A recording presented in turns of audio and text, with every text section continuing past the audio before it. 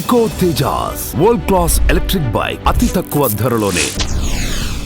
సంధ్యా theatre తొక్కిసలాట case కీలక మలుపులు తిరుగుతోంది. తాజాగా ఈ కేసులో ప్రభుత్వానికి ఊహించని పరిణామం ఎదురైంది. సంధ్యా థియేటర్ తొక్కిసలాట ఘటన జాతీయ మానవ హక్కుల కమిషన్ వద్దకు చేరింది.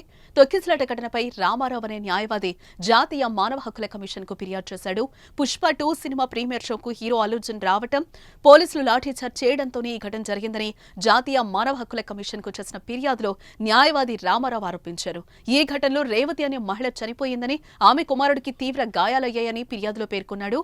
న్యాయవాది ఫిర్యాదుపై స్పందించిన జాతీయ మానవ హక్కుల commission Telangana DGP, Hyderabad police commissioner కు నోటీసులైతే జారీ చేసింది.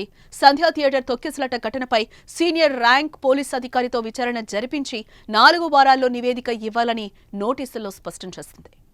అయితే పుష్ప 2 ప్రీమియర్ షో చూసేందుకు సంధ్యా థియేటర్ కు అల్లు అర్జున్ రావడంతోనే తొక్కిసలాట జరిగి ప్రాణం పోయిందని పోలీసులు కేసు నమోదు చేసి అల్లు అర్జున్ ను A11 గా పేర్కొన్నారు.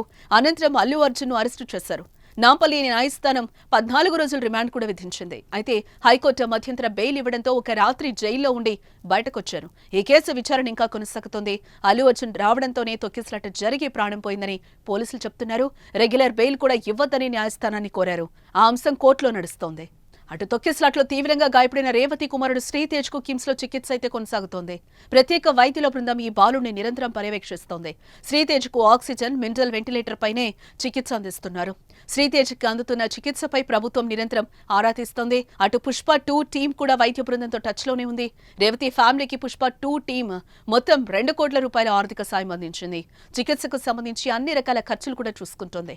ఏదేమైనా ఈ కేసు రోజుకొక మలుపు తిరుగుతోంది. తాజాగా ఎన్హెచ్ఆర్సీ రంగంలోకి దిగి పోలీసులపై ఆగ్రహం వ్యక్తం చేయడం సంచలనంగా మారింది. ఇప్పుడు మరి దీనిపై పోలీసులు ఎలా రియాక్ట్ అవుతారనేది ఆసక్తి రేపుతోంది.